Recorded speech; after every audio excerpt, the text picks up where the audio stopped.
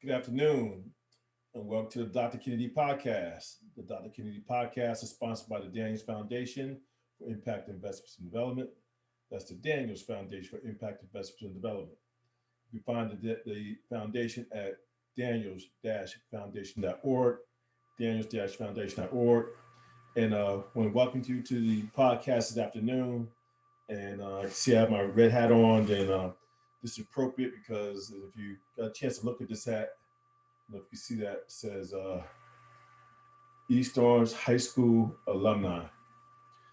And people that are from East Orange are very special that we bleed red and blue, no matter where you go, you go around the world, you'll carry a piece of East Orange with you. You might even meet somebody. And it has a great history. Dionne Warwick, Whitney Houston, John Amos, those are the well-knowns. Great athletes, Darrell White. And but I think one of the not well understood stories that the reason that East Orange was great, that we had great mentors that kind of coached us through life and growing up in sports.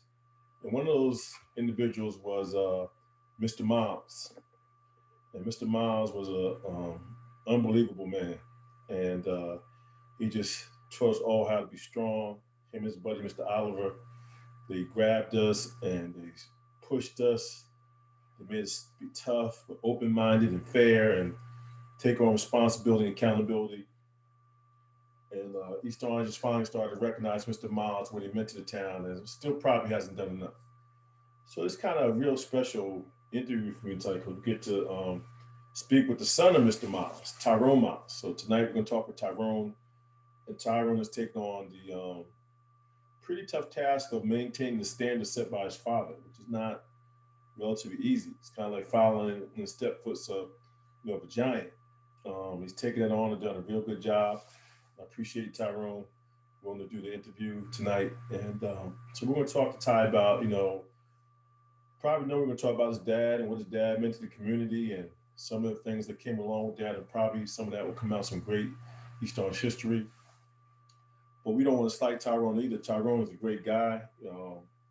He's a champion from East Orange basketball. He's going on to had a great business career, and he's going on to shape the lives of probably thousands of children in the area, giving them a positive influence by doing Pop Warner football and running the basketball programs at East Orange for years, doing it very quietly, unassumingly, without a lot of fanfare, and has really done a great job. So we want to say thank you to you, Tyrone. So tonight, guys, sit back on the other side, and we have Tyrone Miles, and he representing the Miles family, and great brothers Terry and Lou, and we're just gonna appreciate the Miles family and see what kind of stories can find some treats for you guys out there who enjoy sports and positive black male images, which is the concept of this series here. Thank you very much. See you on the side with Tyrone Miles. So again, we're on the other side now with Tyrone Miles. And Ty, how you doing? I'm good, Dr. Daniels. How are you? Doing wonderful, Ty. I was in the intro, I was telling the folks about how, I have my East Orange hat on, and one part of East Orange is the Miles family, and how your dad set the foundation for us. And, I know we're going to get into that, but, in general, just maybe just tell the folks what's been on your mind lately, what you've been up to, and we'll get into all that kind of stuff. All right. So I graduated from East Orange High School in 1975. I attended Southern Illinois in Edwardsville. Now, there's two. There's one in Carbondale, and that's the one that Walt Frazier attended. So they're like 2 hours apart. Right. It was a great experience. It was eye-opening for me. It was a culture shock, but I got through it. Mm-hmm. So one of the summers that I was home for the summer from school, I wanted to kind of continue my education. So I was taking some courses down at Essex County College, and I was taking some hotel restaurant courses. And my teacher told me that, right across the street, they're building a new Burger King. So and they're looking for managers. So, I applied, and lo and behold, I got the job. It was a historical moment for me and for my boss also named Dan Heatman. He was the first Black franchise owner of a Burger King in New Jersey and the city of Newark. So that was very historical for me. Um, so I worked there for about 5 years, and then the city of Newark and a brokerage firm wanted to buy that property. He sold it. They offered him millions and millions of dollars, and so he sold it and he moved on. So from that point on, I was looking for a job, and I ran across an ad for a warehouse manager for a cable company. This cable company was called Connection Cable, and it was owned by 5 Black men. Wow. So I applied, I got the job, and worked there in the warehouse. And also I was responsible for the technical aspect of it, of converting the converter boxes to whatever program that particular customer wanted. It was great, man. And I worked there for a number of years. And then, Time Warner bought those guys out and they sold the company for millions of dollars. But that was an historical moment too, because that was a Black owned cable company. That was unheard of in those days. So that was another historical moment for me. So, then I moved on and I started working for. You got a lot of historical moments. Well, let's so you got a lot of struggle. Let's go back to those 5 Black guys, the time, because that's looking forward. We now know what the internet is and what Time Warner into media and big today. Who you got? What were some of the names of those 5 Black guys? Do you know their names? Any of the guys? Yes, I do. Absolutely. Barry Washington, um, Calvin Reed. You might know Calvin. You know the Reed family. Yeah, I know the Reeds. Yep.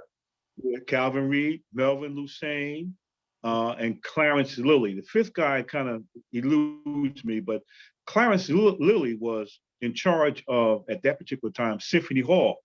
Wow. He was the director of Symphony Hall. So everything that, all the shows and all that stuff and all the plays, he was in charge of that Symphony Hall aspect. So man, that was, and it was a great experience working down there at that cable company. I learned a lot.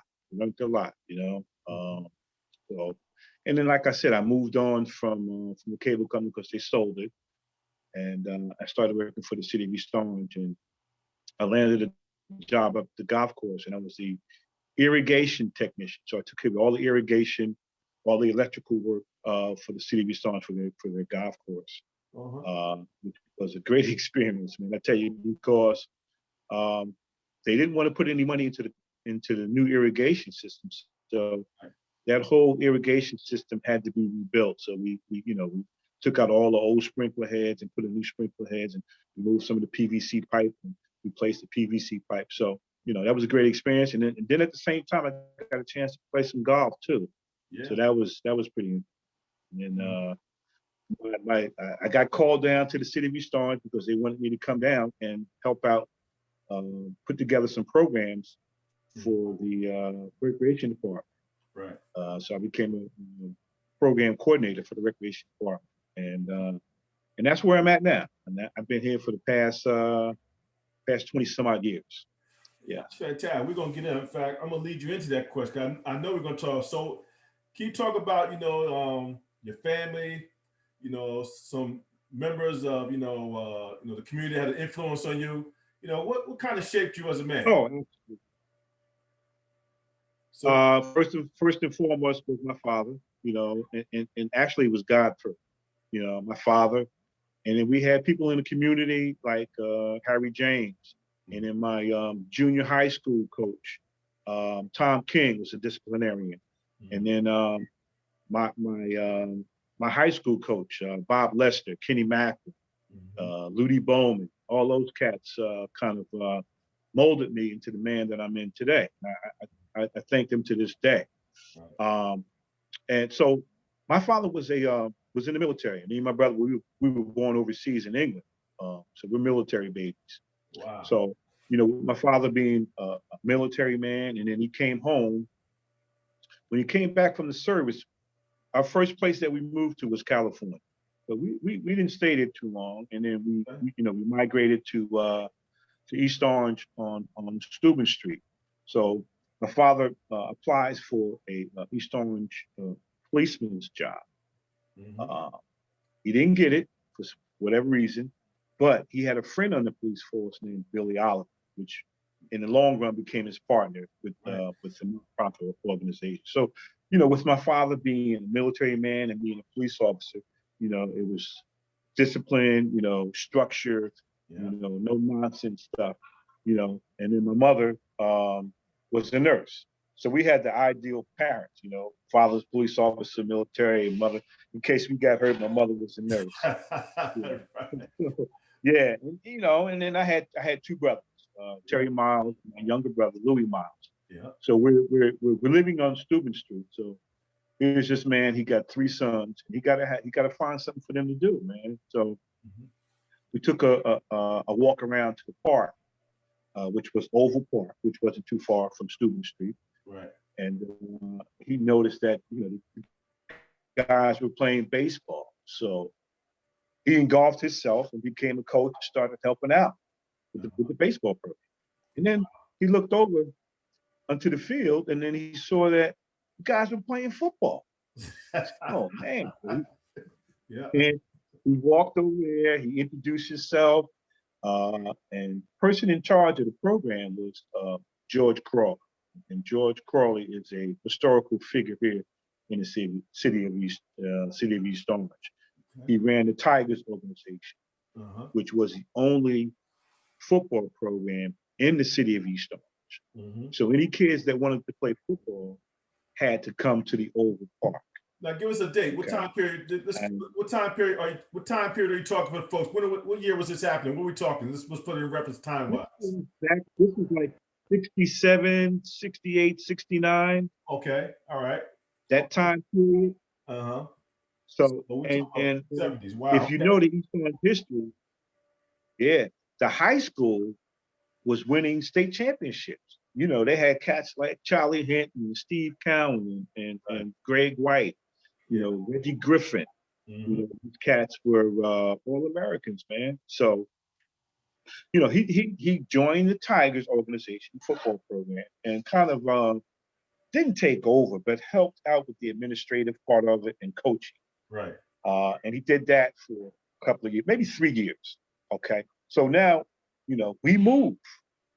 Steuben Street is down the way, so we moved up the way. Yeah. You know anything about the city of East Orange? We had the up the way and we had down the way. And down the way were like the Teen Street. So we move up the way and we move on Carnegie Ave, which is over there by East Orange General Hospital and Nassau School. Right. So, anybody that wanted to play football in the city of East Orange had to go down to the Oval. So my father continued to coach down there for another couple of years. We had to walk over the Main Street Bridge to go to practice. So we did that for another couple of years. So my father said, listen, I need to start my own organization. I need to start something up here at Elmwood Park. Right. So him and his partners, Billy Oliver, James Pitchford, Mr. Smith, they formulated a organization called East Orange Little League Sports, Youth in Action. Wow. And they had a football program called the East Orange Panthers. Wow. And the Panthers were a dominant football program. We had a couple of age groups. We had cheerleaders. And the first league that we played in, it wasn't Pop Warner, which everybody knows about Pop Warner. Yeah. It was a league over in New York. My father was a Port Authority cop, so he worked over in New York. Right. And somehow he hooked up with somebody in New York and found out that Buddy Young. Y'all go play football in New York. We played, the organization played football in New York. And we would play on not grass fields, but dirt fields. Right. So we did that. We did that for a couple of years until hey, listen, Doc, we were winning so much. Yeah. They said, you guys can come back to this. Y'all, you guys got to come. So, we that's funny. Kicked us out. kick this out. So now we played. So we joined Pop One. We did Pop One up, and then we got into a league called the Hudson County League, which were teams from Jersey City, Patterson, North Bergen, Weehawken, West New York. So we did that for a while. We won a number of championships. Right. And then what happened was everybody in the city of East Orange all the kids wanted to play football. So what they did, the East Orange Recreation Department formulated football teams in every park. Right. So every park in the city of East Orange had a football team. This was during the 80s, 80, 85. Right. So you had the Rams, you had the Panthers, you had the Bengals. Right. So every park had a football program, and it had a league, and it worked out well for a little while. But then, things became too expensive, because football can be expensive. So it became too expensive. Yeah. So it kind of like flattened out where you only had the Panthers, and then the Tigers kind of faded out. Mr. Crawley got older, and he gave up the program. And then the Rams came about through the Tigers. Stanley Edwards was the founder of the Rams. So you had the Rams at the Oval. Right. You had the Panthers in Wood Park. Yeah. And then you had the Falcons at Salvo Park, which was Clint and Kevin Taylor, who ran that organization. So now you got 3 football programs in the city of East Orange. Right. They were all nonprofit organizations. But this is amazing to me, because when I look at you, I think you as a basketball guy, and you're really a football guy. That's well, I'm both. Yeah, I'm both. You got all this football history. It's amazing to me. I got a lot of football in me too. I was telling folks when I was leaving, I said, Tyrone is underappreciated for what he's done for youth sports in the area, because your father gave you the mantle, you ran with it without a little fanfare. You didn't ask for anything. You just did the job, got the job done. And, I think you need to be in the Hall of Fame. And I'll be honest with you. I think, it's underappreciated what you've done, that you kind of just done this and did it, quietly, Yeah. I wasn't looking for any accolades, like you said, quietly, but I appreciate that. I know that's your style, but I think, that's what I'm trying to shine a little light, because that history you just mentioned is unbelievable, Oh, man, listen, man. It's unbelievable, man. And just to kind of give you a little bit more, so, we're running the football program, and, we're the East Orange Panthers. So we decided, listen, we need to change the name. So we changed the name to, we went to the Oilers. Right. So during that period of time when each park had their own football program, we changed our name to the Oilers. So we remained the Oilers for a number of years, and we won a number of championships, man. I have so many trophies and plaques, and it's ridiculous. Yeah, we do that, Oilers, and then we said, oh no, we want to change again. So we were experimenting. So we went to the Titans after that. So we remained the Titans for a while, and then we said, no, listen, man, we got to go back to the original name, which was the Panthers. And so we did that, and they, Daniels, they contribute my father what he did, what is still happening to this day. A lot of the success that the football and basketball programs at the high school contributed to my father, Mr. Oliver, Mr. Pitcher, for what they did. Absolutely, that's the foundation. The standard is set. I mean, everybody knows the standard East Orange is championships. It's like, I know that. I got a few, but I didn't get a many, so I'm kind of a champion, but I'm not a champion. And I understand that. And I respect that. That kind of set the standard for me in life. That right, absolutely. So there's first and there's second. Yeah. So here you have it. You have, my father, a Port Authority cop in New York. Yeah. Mr. Oliver, an East Orange cop. Yeah.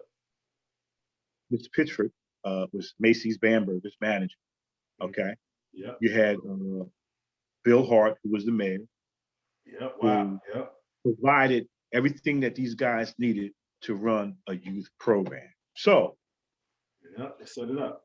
We got football season, right? Yeah. So after football season, there's nothing to do for the kids. So my father's saying, well, let's do basketball. Yeah. So he said, okay, we're gonna do basketball. So he started basketball camps. Yeah. He formulated an all-star team, which was called the Royals.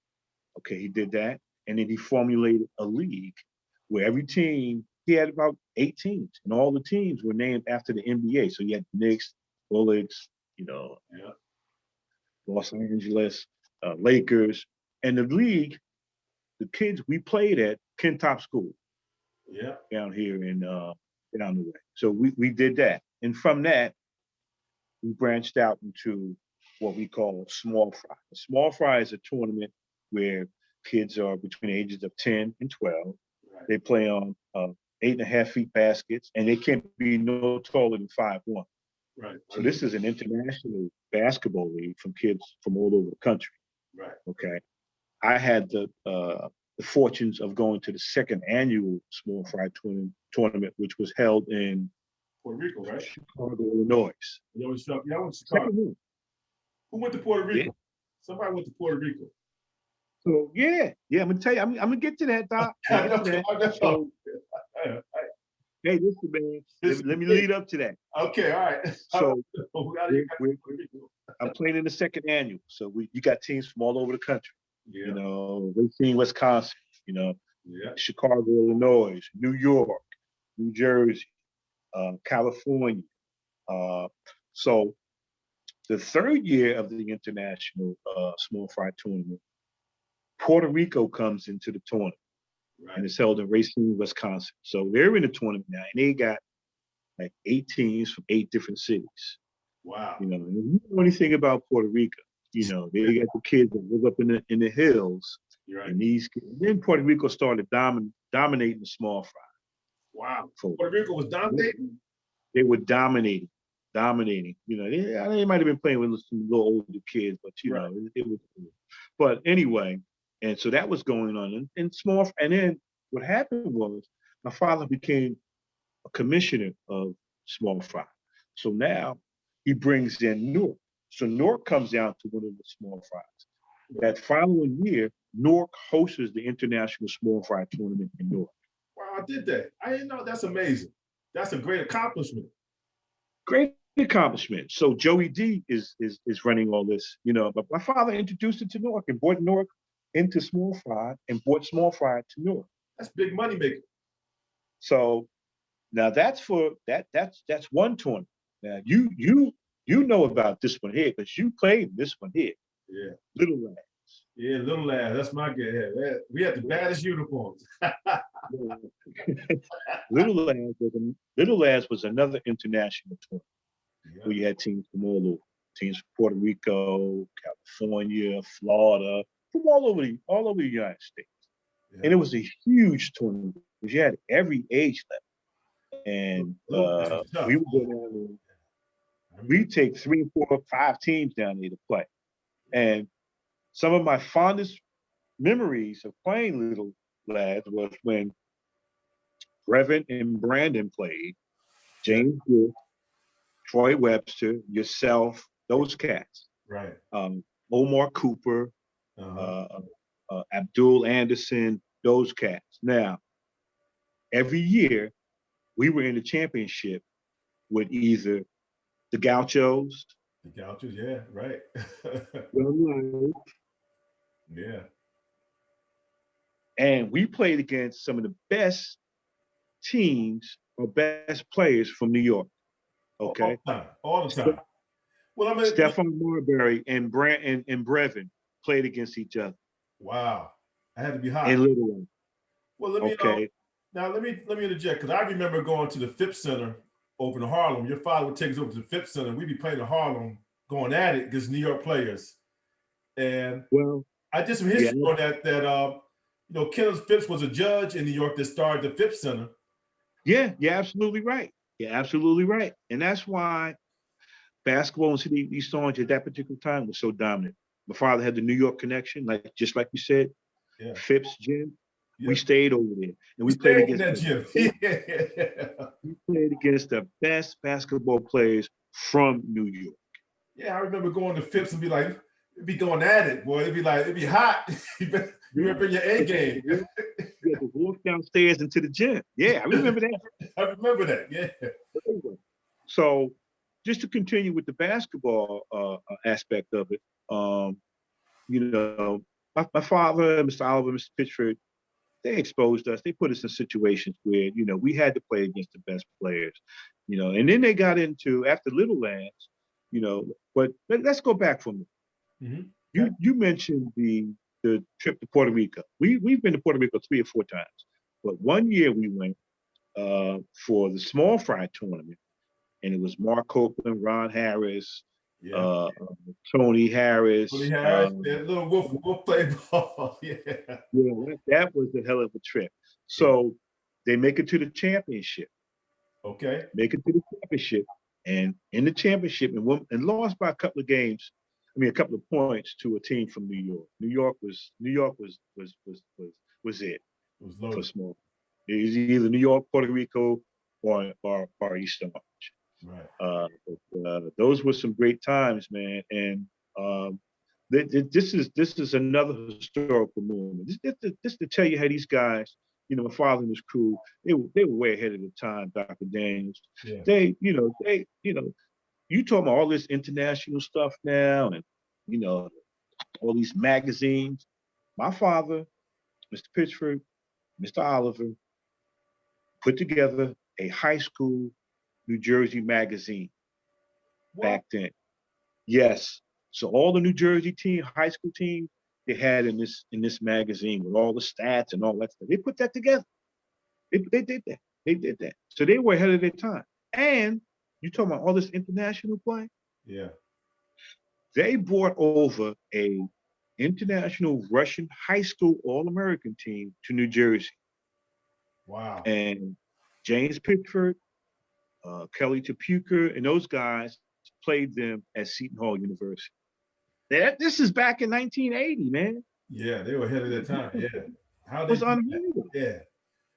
Yeah. So that was phenomenal, man. You Yeah. know, I that remember was that. phenomenal. Yeah, I think I remember that. Yeah. Yeah. So you know, Yeah. they kind of honored your father at Elmwood Park. I think they named the field house after your father. Is that they gave your father honors? Is that what Well, that's in the works. You know, you know, we're still waiting for that to happen.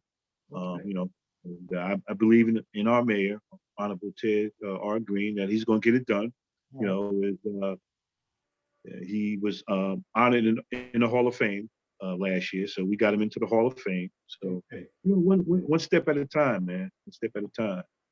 Well, that's great history, man. I appreciate you sharing all that because this came about because I was talking to you. You were just blowing my mind with these stories, and I was like, Yeah, and I was just getting the tip of it. And so I'm glad right. you going into a little depth, in terms of. But talk about your because another thing I think is important is teamwork. Is that your father had a special relationship with Mr. Oliver. You talk about their friendship and how that what you think that meant in terms of. I think Mr. Oliver's still alive. What Yeah, you know. they Just they talk they about that. were. That's special. Yeah, that was a special relationship. They were the best of friends, but them cats would argue and fight, man.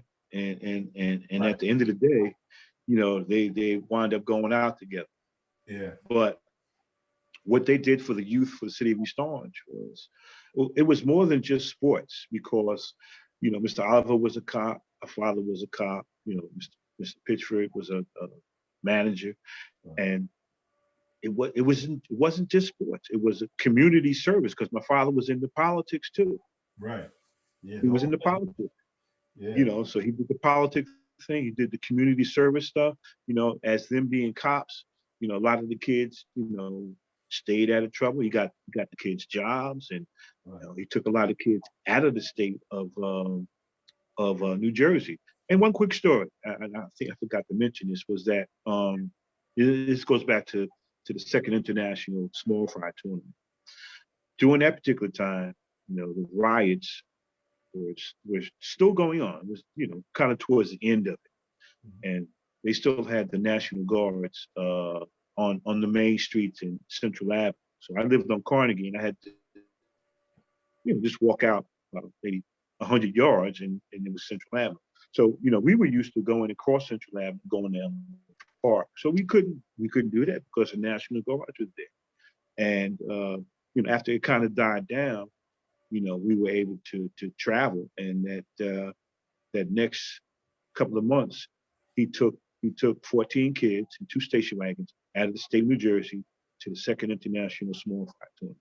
So, and that was great for for us, to get out of the state, because we were kind of hemmed up because of the National Guard.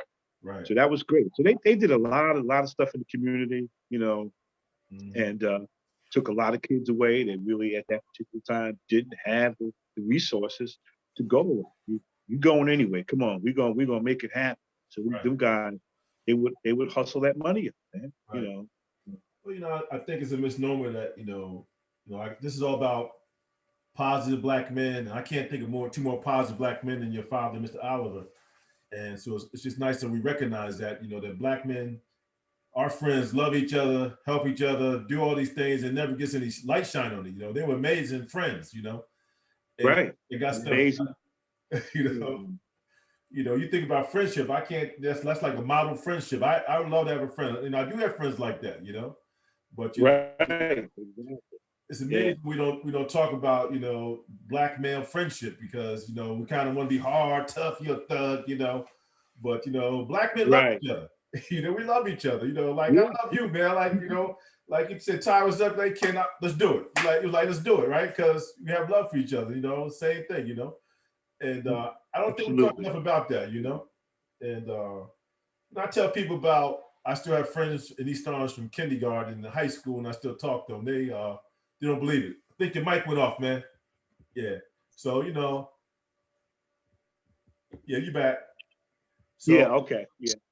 But anyway, why don't you just wrap that up for us about just what it is about friendship, black males, and kind of some of your friends. Let's get to that. Who are some of your friends, type guys you had in East Orange? Who's some of your buddies? My buddies were the guys that I kind of played basketball with. Yeah. And then I had some buddies that were just at every game. Like Mike Booker, Cleveland Eugene, those guys were my buddies. Glenn Otterbridge, Ron Harris. Yeah. A cat named Stephen Battle, who I went to school with, grammar school with. We were good friends. Yeah. And we're still friends to this day. Right. And friendship, true friendship, is important. Right. Sure is. Yeah. And trying to maintain it, because sometimes people can get jealous of your success. That's right. But my success is your success too, because we share it, because we're friends. You should want me to have success and not make it a thing that you're jealous or anything, because we're friends, we're buddies, and if you're in need, I'm going to help. Right. But the world is so divided now. Mm-hmm. It's a shame that we lost that kind of friendship. Back in the day, everybody in the community knew each other, and everybody helped each other out, and watched out for your kids. That's right. Nowadays, you don't know who you're living next door to. And it's kind of sad. It's kind of sad to see the state that it's in now. But we're gonna get into that. So let's talk about some of your memories in high school. What kind of student were you? That kind of stuff. Yeah, well, coming from a military background and my father being a cop, I had to walk a thin line. And then with the coaches that I had and the teachers that I had, starting with Tom King over at junior high school, which was important.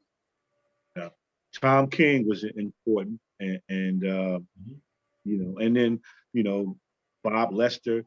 So that made me become a better student, right? Because Mr. Lester told you from the door that if your grades weren't right, and if you were misbehaving in high school and not doing the right thing, you're not going to play.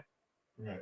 He wanted us to have a B average, and so that's the mentality that I had. I got to do the right thing, and I got to get good grades if I wanted to play. And I wanted to play real bad. But high school was a lot of fun, man. We had a lot of fun because the school itself was jumping.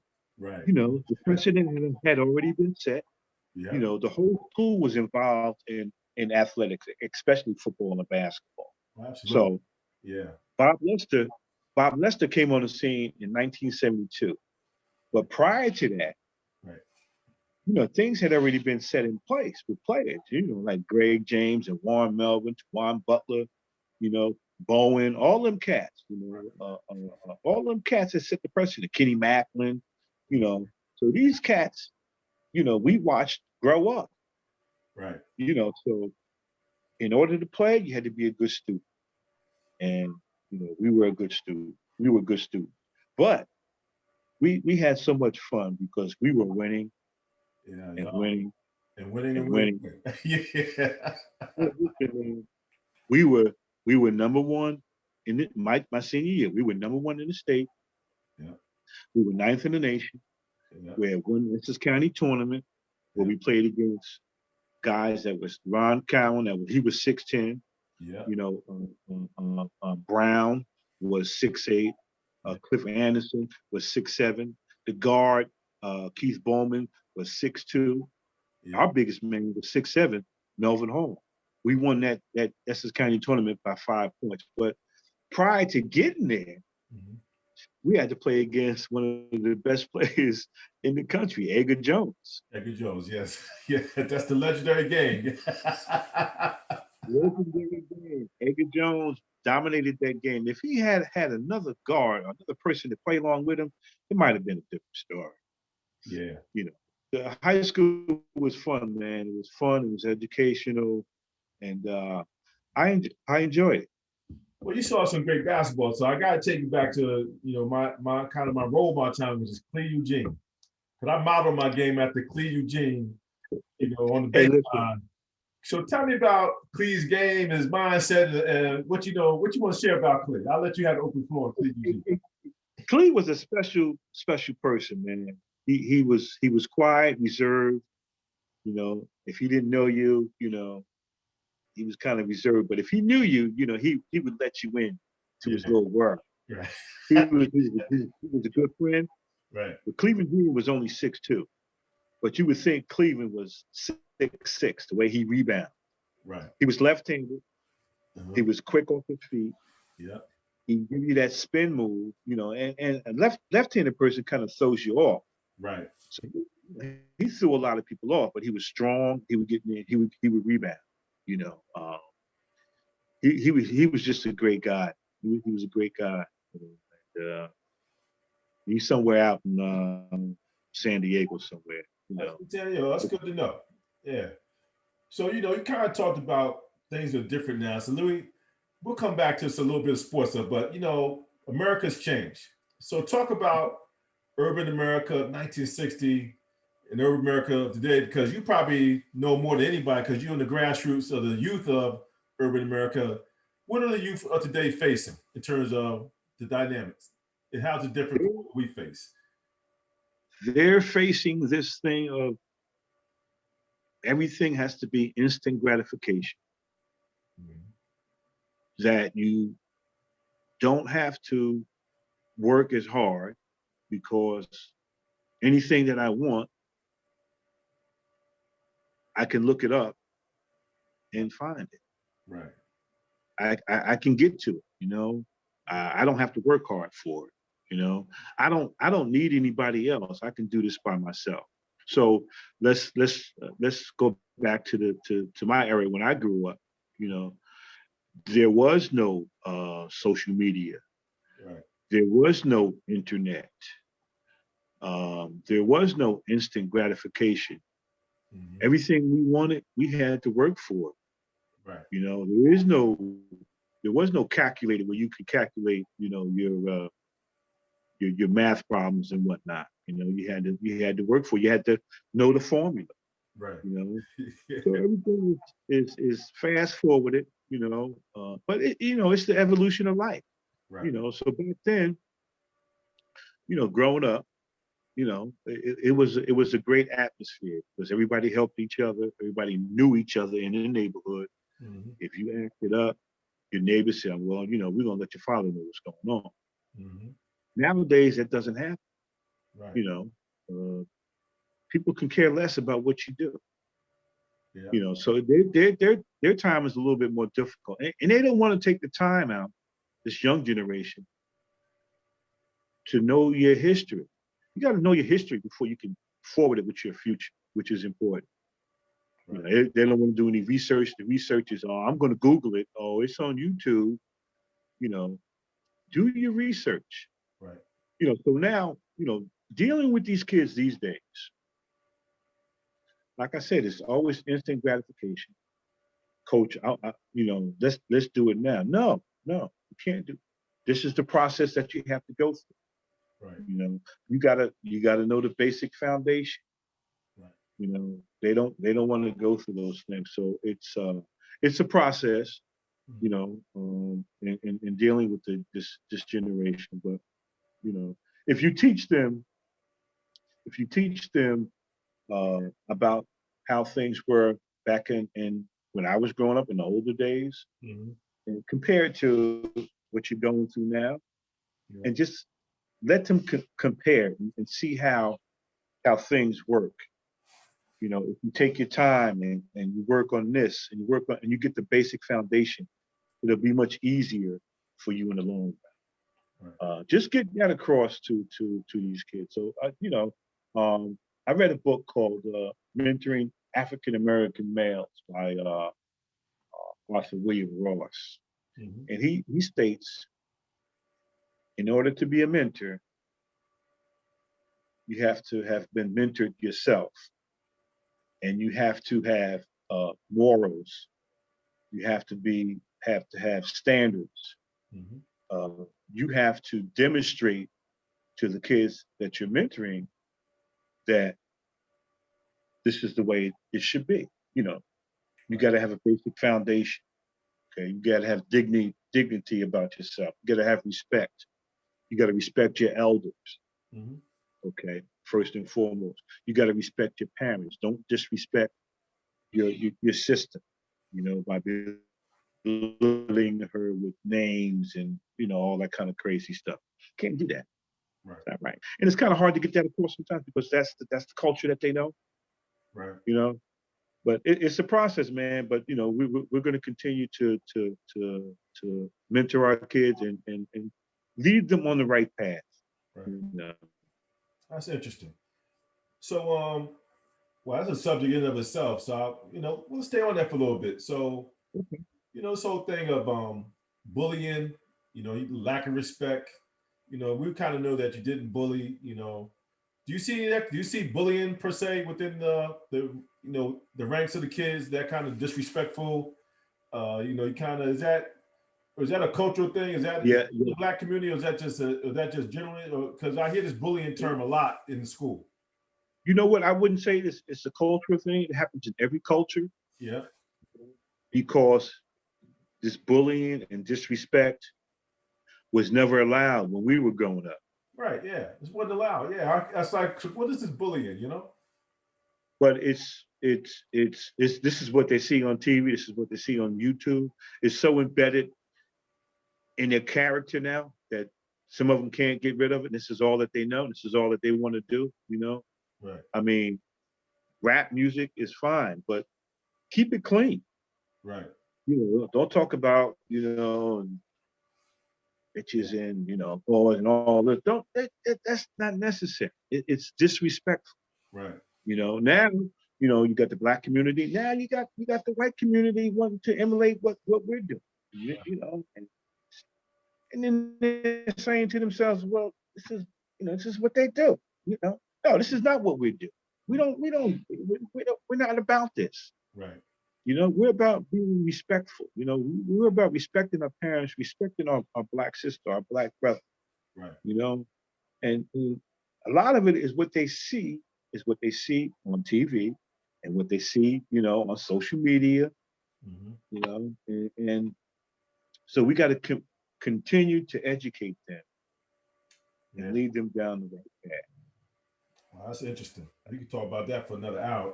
So let's go into let's talk about Black Lives Matters, because that's kind of like that's the power side of the youth stepping up, of all colors, multicultural movement. What do you think about Black Lives Matter in terms of courses about police brutality? What would you like to see next in the movement of Black Lives Matter in terms of the Black community? I would like for them to reach out to the older generation, Okay. the older generation, and try to help them understand, your movement, which is, for the most part, it's understandable. It's just a sophisticated civil rights movement, Right. and it's evolutionized into what's going on today and how the world is moving. Mm-hmm. Just to get more older people involved and sometimes not be so radical, because some of those folks are very radical, and if you know about the civil rights movement, they weren't radical. They weren't violent. All their marches were peaceful and nonviolent, and so we don't want to get into that kind of movement with Black Lives Matter, but they serve a great purpose. They're doing a great job. And I think as time goes along, they're going to get better and better. They're very helpful with our younger generation, right, in helping them to understand the world itself here, especially the urban world in Black America. All right. So you mentioned your father was a police officer. And a common terminology that comes out of Black Lives Matter is let's defund the police. What's your viewpoint on the terminology and the implications of defunding the police or what they mean? I don't like the terminology. I don't think we should defund the police. Mm-hmm. I think we should correct a lot of things that they're doing and make some things a law to help them have more guidelines. But defunding the police is kind of working against them. You want to keep your police, because the majority of the police are legit and right, they mean well. Right. So you don't want to defund them, take away their funds where they can't help the community. You don't want to do this. I just don't like their terminology. I think we should use another term in trying to correct some of the things that they're doing wrong. But don't defund them. Don't take away their funds. Right. Because it's going to be kind of difficult for them to deal with, especially nowadays, where everything is, you're using guns and all that kind of crazy stuff. So let's go back to your business acumen, because you have this great background that you were in cable before it was cable. So you were programming cable boxes. So I just gotta get your viewpoint. What do you think about this whole digitization of the economy and streaming and all that kind of stuff? Because you saw the original business model and it's kind of evolved. If anybody knows anything about that, it's you. I gotta talk about business with you. So what do you think about this streaming model and what that means for sports? The impact of sports. What do you think it's gonna be? Where's this going? It's going out of space, man. Because, hey, Doc, it's going in so many directions. Right. Now you have so many options. Right. Everybody wants to get paid. Everybody, Netflix and all this. Everybody wants to be paid. Mm-hmm. And it's kind of getting out of control. Right. But I heard they talk about that maybe Alabama, like the schools like Alabama, LSU, gonna form their own network and basically stream their games. So therefore, they might not even be an SEC in the future. They might say we don't need the SEC. Well, that's actually going on now, and some of the high schools are doing it. Really? Because of this pandemic. Yeah, they're streaming their own games. Wow. And you mentioned the college level, and that's what's going to happen. These major colleges. Right. We're going to start streaming their own games, right? And where they can make the money. Absolutely, you don't need to cut. Yeah, right. Exactly. You're not going to need NBC or ABC. You're not going to need those guys. You can do it yourself. Right. That's where this stuff is leading up to, man, and it's getting out of hand. Just like I don't find anything wrong with paying the NCAA players. Right. Giving them a bigger stipend. Uh-huh. because the colleges are making millions and millions of dollars off these cats, and they don't, although they're getting a free education, a free meal, and you know, Right. there's still a little bit more that they can do for some of these college students. Absolutely. You know, so Yeah, that's interesting. You know that. I mean, the NCAA is. It's almost disgusting what they're doing in terms of what they're siphoning off the top and the control of the money. You know, these tournaments. You know, um, so to get back is not a shame. But it's going to be tough for to keep pure amateurism. You know, amateurism may be dead. You know. yeah, yeah, especially now with you know, these kids are they don't have to go necessarily go right to the NBA. They can go overseas and play. Yeah. They got the G League. Right. You know, there's so many other options for these kids. And then what they got to stay in college for? 1 year? 1 year. That's it. That's it. Right. That's it. You know, so there's so many other options that these cats can do. So many other choices that they have. It's kind of out of hand. Right. But well, since we're you know, back what on you sports, I got to ask you this question because, and I think I prepped you for this one. You got to tell me the 5 best basketball players you saw in Essex County, and the 5 best athletes that you saw Essex County North. With 5 best athletes you ever saw. Give me some names. Who was incredible? You take all it. right. You want run with it. I can't wait to hear this one. Well, incredible was Phil Sellers. Wow, Phil Sellers. Okay. Oh man, awesome. Edgar Jones, Okay. Kelly Tapuka. Yeah. Wow. It's a list. Yeah. Wow. Mike Dabney Mike Dabney's on it. and Greg James. Greg James. Talk about Greg James because, where did he go? Because he was such a phenomenal player. I never hear anybody talk about his college career, and so, it's kind of interesting that, and that's interesting because some people, you might not peaked in high school, you might peak later, whatever, you know the story. Some people peak early. So what happened to Greg James college-wise and all that? Do you know the story? Yeah, Greg James was a phenomenal player at a young age. And a lot of people don't know this about Greg, but one of his arms was shorter than the other. Wow. So if you ever saw him play, it wasn't that noticeable, but you noticed it. If you ever saw him play, he would always grab a rebound with one hand and cup it. Right. Yeah.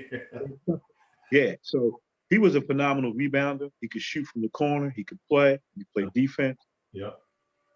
But then, Greg had other demons going on with him that kind of held him back. But, God is good. Allah is good. He got himself together, went to a small junior college, played, straightened out his life, got himself together. Mm-hmm. And, he's doing well now. Good. But listen, man, he was a phenomenal player, man.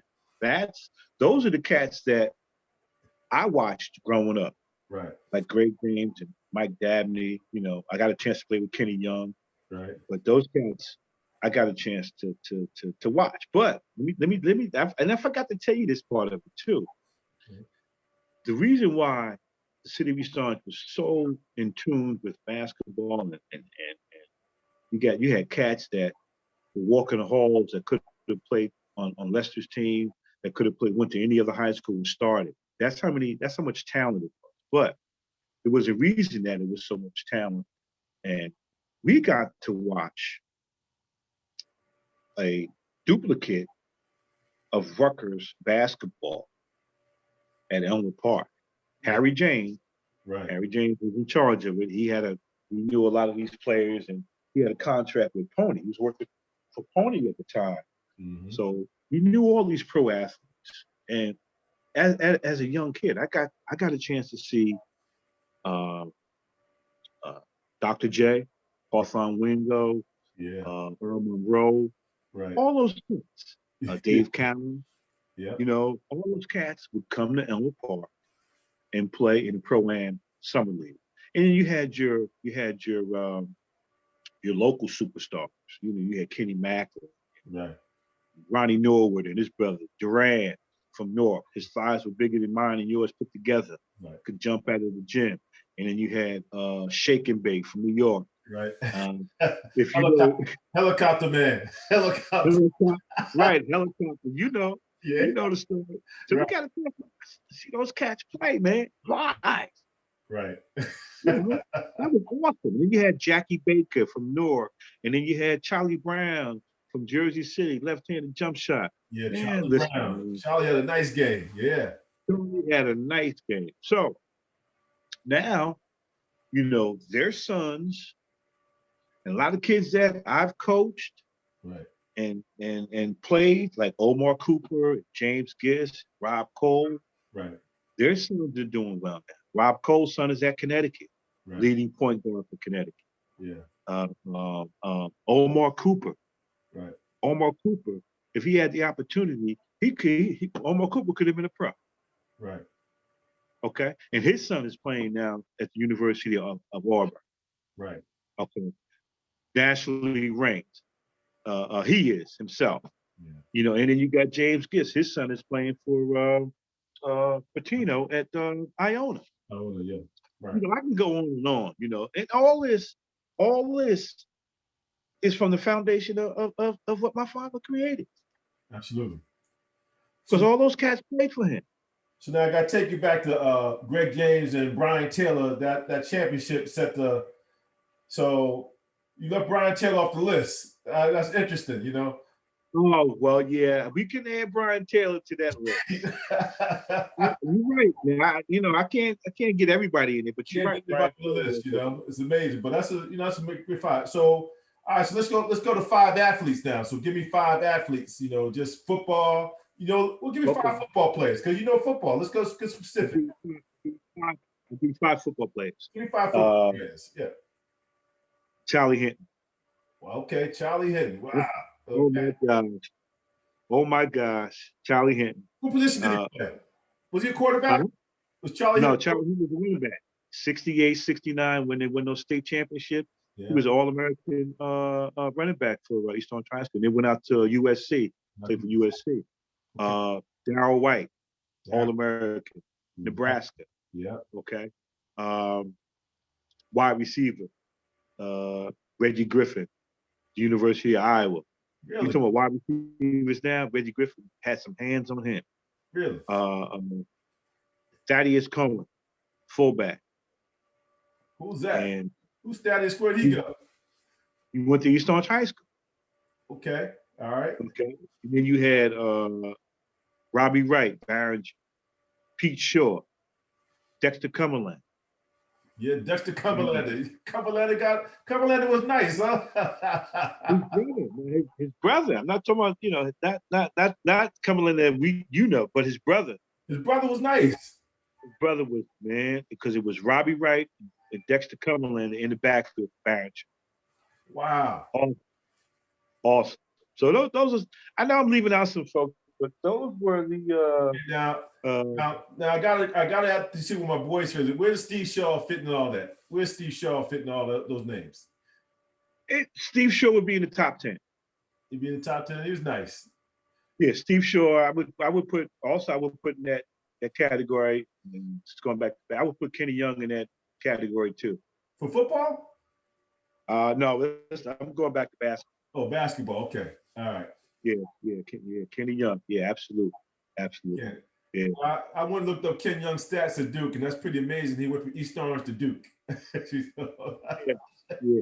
I know I'm leaving out some cats, from Newark, those cats, like Granger and Green and Willard and Earl Williams. I'm leaving out those cats, but Lorenzo Daniels, Davey Evelyn, those cats. You had a cat in Newark who was just like my father, loved the kids, wanted to see the kids do well. Bunyan, I remember that name, Bunyan, yeah. Bunyan drove a pickup truck.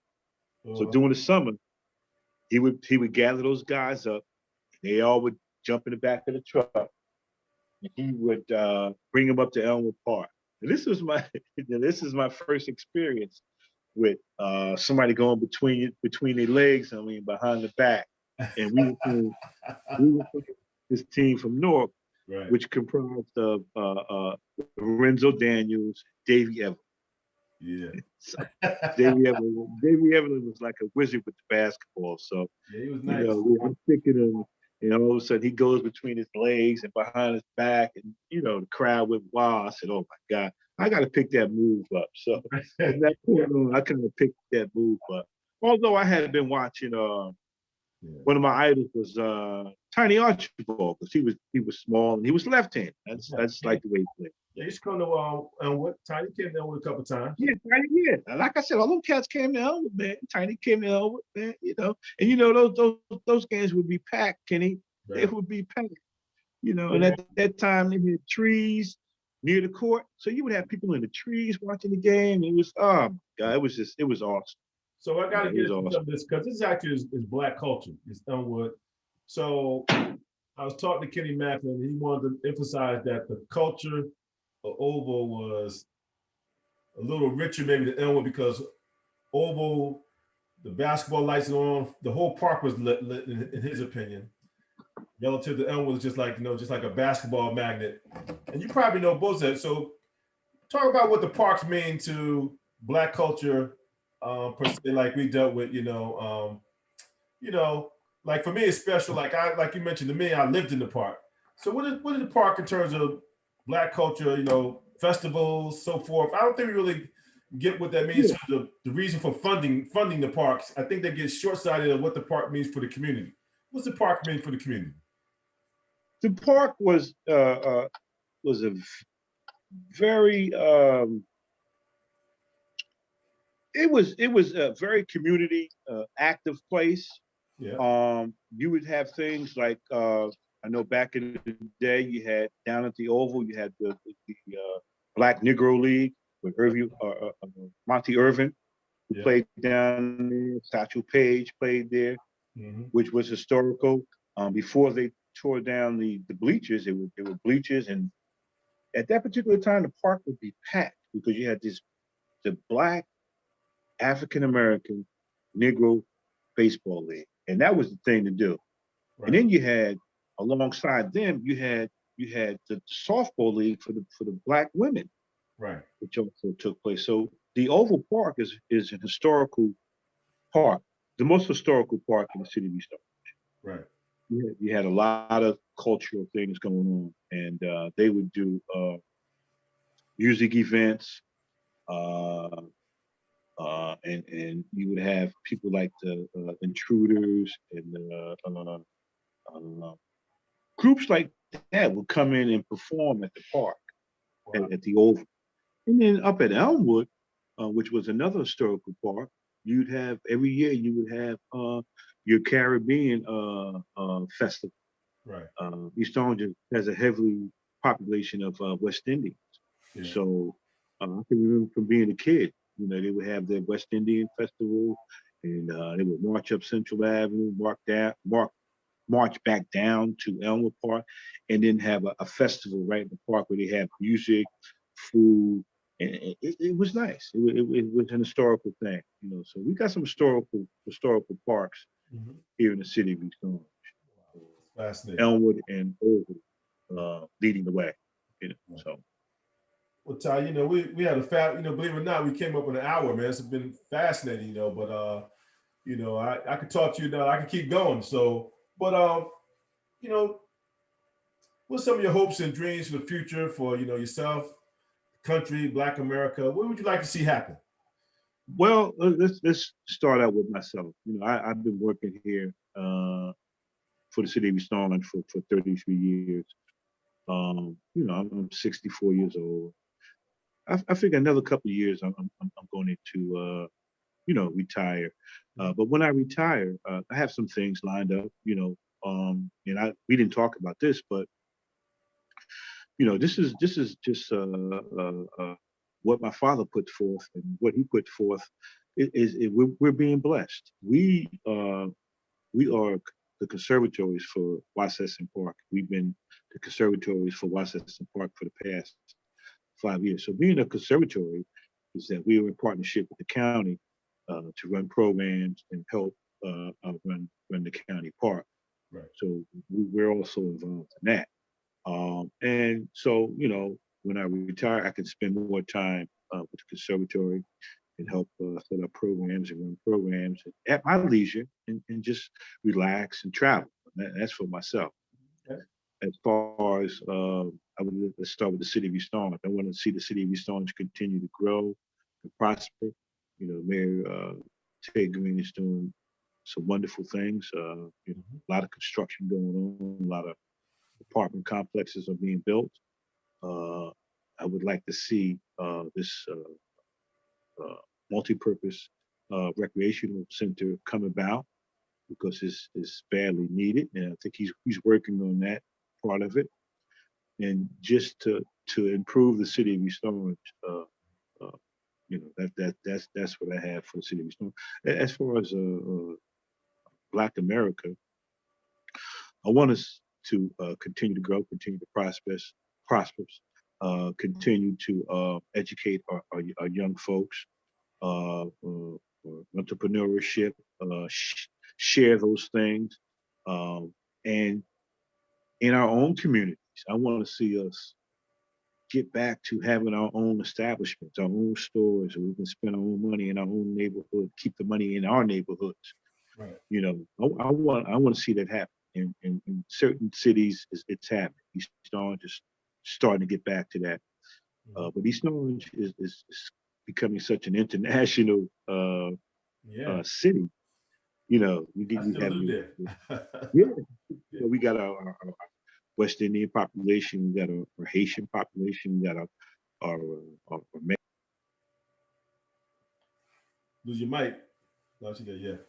One big melting pot. You just got to learn to get along, and that translates into the world too. We got to learn how to get along. We're not going to agree on everything, right, but those important things that shapes the world and keeps the world moving and keeps everybody grounded and helping each other out. That's what I want to see. I want to see us continue to grow. You're always going to have your elements, in the world. And it's a shame how this past president divided us even more because those white supremacists, they were quiet. They stayed where they stayed. They didn't become bold and just outright until he gave them the orders to do that. Right. It's going to be tough, but we just got to continue to to grow and move in the right direction. Yeah. That's beautiful, Ty. I want to thank you, man. I think we can go out on that note because I think we hit on so many historical notes. I think it's important for us to document this, and hopefully, we'll get around to honoring your father a little more in terms of, there's a lot of people I would like to honor in East Orange. I think that, I think Mr. Oliver should be in the Hall of Fame. Absolutely. Mr. Crawley, George Crawley. He doesn't get the recognition that he. Maybe this will help in those regards because I don't think people really know the story. I don't think they don't. They don't understand. And they don't. How can you say, and even for my father in terms of education, my father was the first principal in New Jersey. How can you not honor the first Black principal in New Jersey? I don't get that, I don't get that neither, man. That's why we need to put our differences aside and just, do the right thing. You ain't got to get along with me and all that stuff, but let's do the right thing for our future generation, man. It's important that they know. If they know the history, then that helps in those regards, that it doesn't have to go back to the Mayflower and all that kind of stuff. We have our own history, and so yes, we do. I think we need to start incorporating. I think that's where things are headed. So Ty, I want to thank you, man. It's been a blessing, man. And I'll get you a copy of this. I think you're going to enjoy it, and hopefully I see you soon. Well, absolutely, man. Thanks for inviting me, man. I really had a good time, and let's do it again, man. Okay. And I'll be in touch. I got some things to talk to you about, so we'll talk. Okay. All right. Okay. Take care. All right. Take care, guys. Bye.